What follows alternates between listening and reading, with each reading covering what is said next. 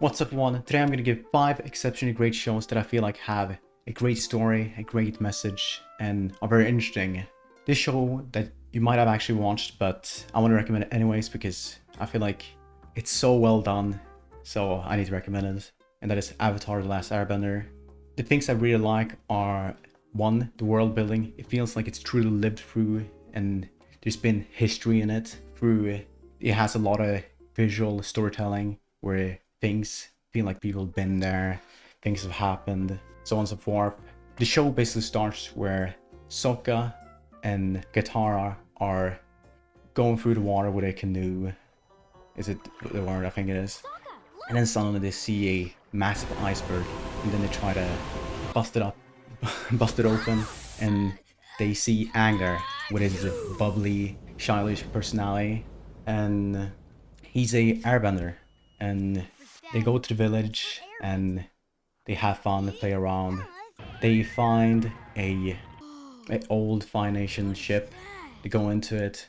They accidentally set off the alarm, and then they meet up with Zuko and the Fire Nation people.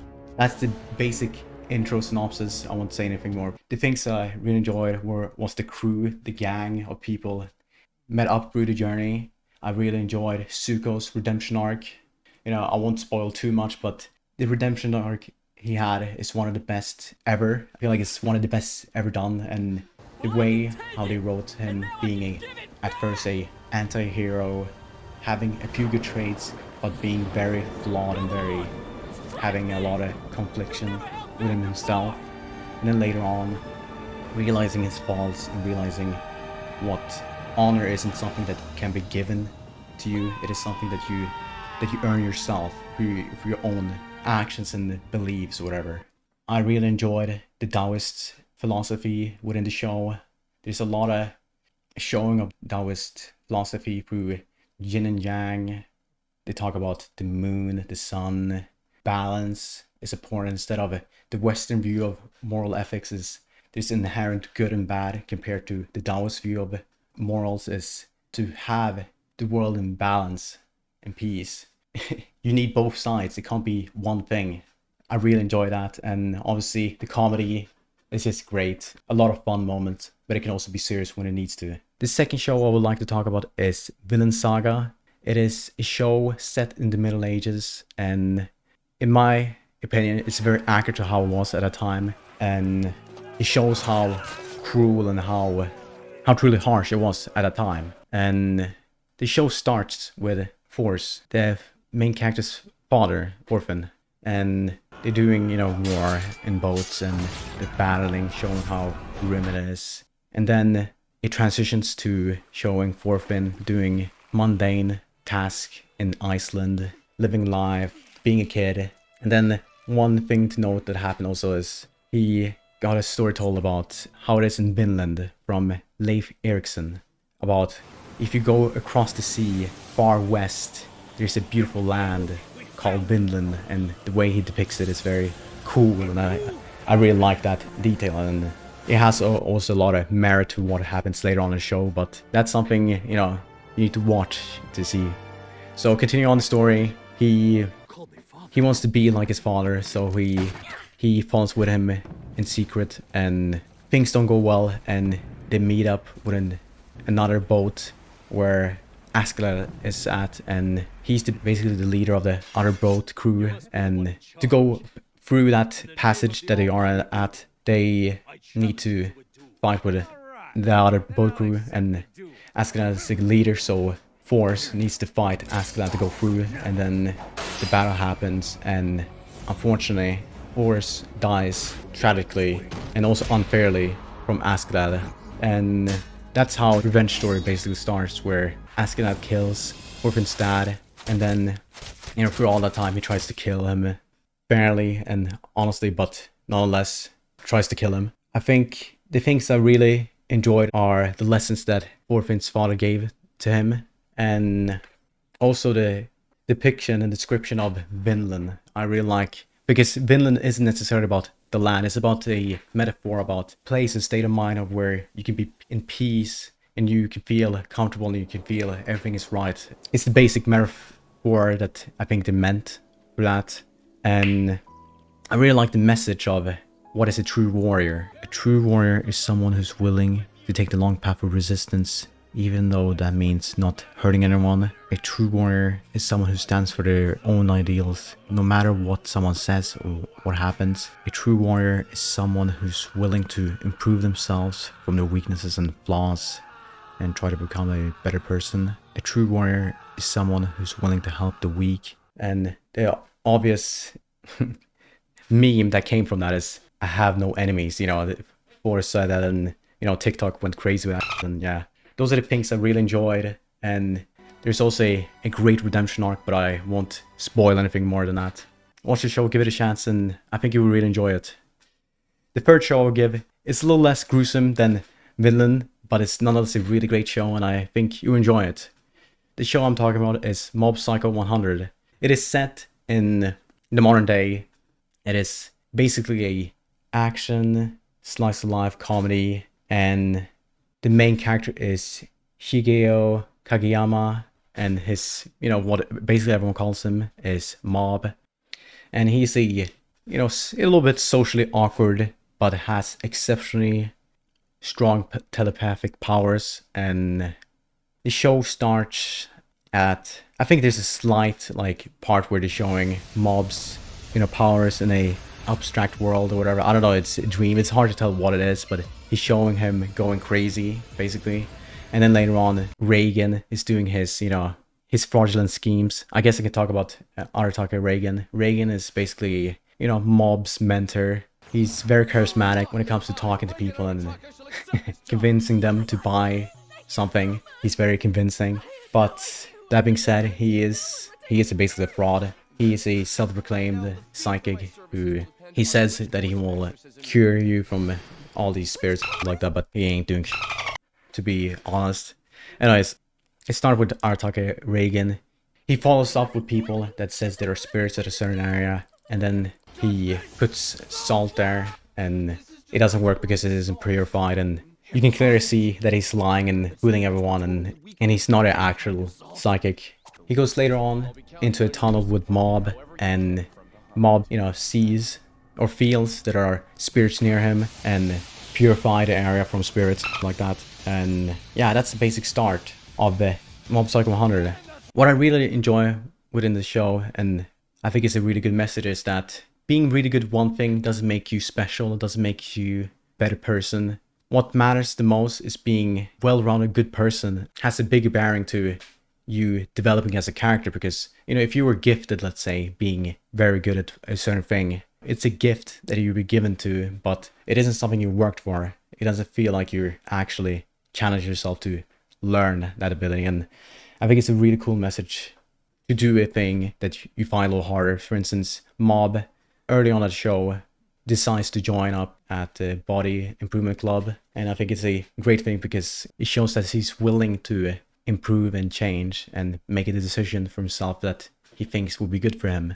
And yeah, give the show a try. I think it's really good because it's, one, very comedic and, you know, funny. You know, Arataka Reagan is obviously, I think to me, he's the funniest dude ever. And yeah, give it a try. The fourth show, you know, if you're a lover of romance, I think you will really enjoy this one. My Teen Romantic Comedy Snafu. Dude, I think when it comes to romance, it's one of my favorites. Honestly, it's one of my favorites. It's set in the modern day, same setting. It's in the high school, and it's about a guy called, you know, the main character, Hachiman Hikigaya. He's a guy who has a cynical view on youth and is a bit of a loner, but the way how he analyzes and view the world and people is very introspective, and he comes up with insights that are very interesting and unique. So that's like a basic description of him as a character. This show starts basically where he made an essay. It was a very snarky one, and the teacher didn't like it, so the teacher said, hey, join up a club. And then they went up to the volunteer service club, and he meets up with Yuniko Yukishida. I don't know if I pronounced that right, but yeah. And her as a person is a bit more of a loner, similar to him, but a little different, where I would say Yuniko is a little more prideful and have a little more self-respect for herself. but nonetheless, they have a lot of similarities in some ways of being a little more introspective and a little more analytical. And then also later on they meet up with Yui Yugihama, and she's a little more bubbly social person, but she has a character flaw being she needs external validation to feel like she's doing the right thing. For instance, she feels like she needs to fit in with a group and she doesn't like conflict, and sometimes to continue a friendship or improve a friendship, you need to have conflict to resolve problems. There's a lot of development throughout all the main characters and what happens, and it's very interesting. The basic function of the club is to try to resolve people's problems. So if someone has a problem, they basically go up to the service club, and yeah, this show is a sort of a romance drama show. So it isn't fully romance.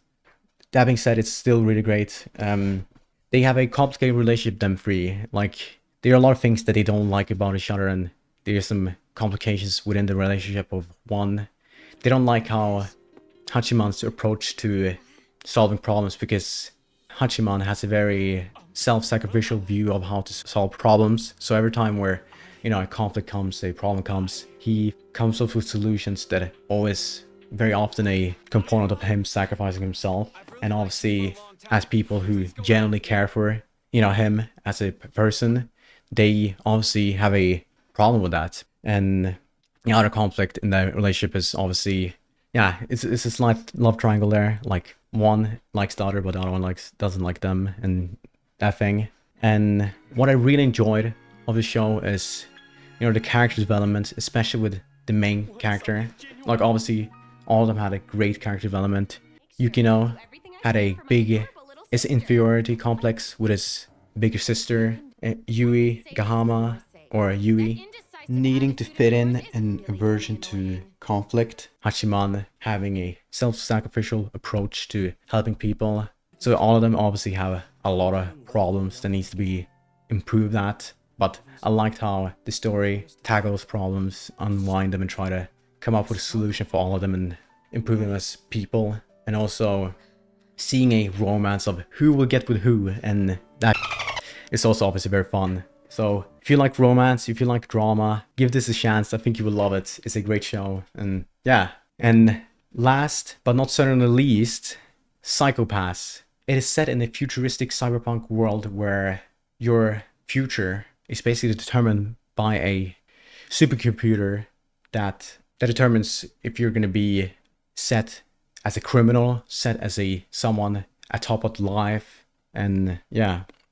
The main character is Akane Tsushimori. A character description of her is being basically a model citizen of this society. So when it comes to anything that this society wants, she's perfect at. She has a mental psychopath, and that is basically how this supercomputer determines your ability to be able to do a certain job, be able to take certain amount of stress and stuff like that. She gets perfect in everything. She got perfect scores in her test and stuff like that. And yeah, she decided to work as a police officer, and she meets up with a inspector and they talk, and then they need to go through a investigation to find someone who's doing something immoral to someone. And that's the basic start of the show. And she meets up with Shinya Kagumi, that I feel like is the main enforcement officer that you need to think about. All of them, obviously, I think all of the characters of the enforcement officers I think are very interesting and cool. But the main one that I feel like is coming up with the counterthoughts to the main character Akane is Shinya Kagumi. And he's basically like a highly skilled detective who is a little rugged at the edges, but has I believe he has a good heart. By the way, all of them are like a little rugged and a little more criminal, because to this system, they are considered basically criminals, but they have one opportunity of becoming a enforcement officer, and that gives them a little more freedom for them.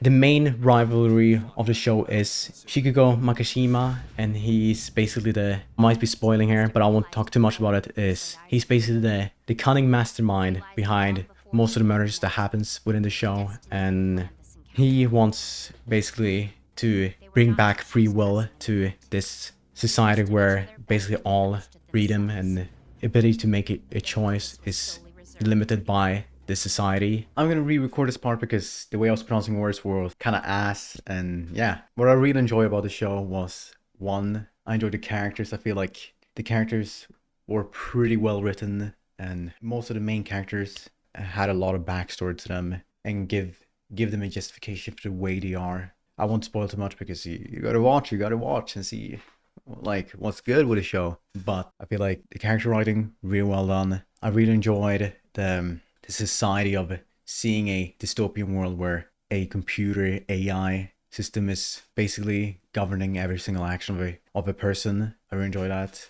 I really enjoyed the philosophy in the show. There's a good amount of philosophy here and there, but there's also two main philosophies that have been talked about in the show, and those two are deontology and utilitarianism. Deontology is basically a more principled approach to morality. So if you have a checklist, so this is right, this is wrong, this is right, and this is wrong, your actions are dictated to be wrong depending on the list. So stealing is bad, killing is bad, lying is bad, so on and so forth. Utilitarianism's approach to morality is a little more the end justifying the means. So let's say you could predict what the future will bring, and you see a reality where if you killed 10 people, you would be able to save 100 people. In a utilitarian approach to morality, that would be totally fine, but in a deontological one, you would be absolutely seen as insane because the action itself of killing, 10 individual people is clearly not very immoral. But in the utilitarian one, they would find okay. Those are things I really enjoyed about the show. I feel like the show was, speaking, very well done. The later seasons, not as much, but if you're curious, watch it anyways. Season 1, great twist. There's a big twist later on in the show, but yeah, you gotta see. Hopefully you enjoyed the video. I try to give 5 series that I think you would enjoy, that have a great message, great storytelling, and yeah, hope you had a great day, and bye.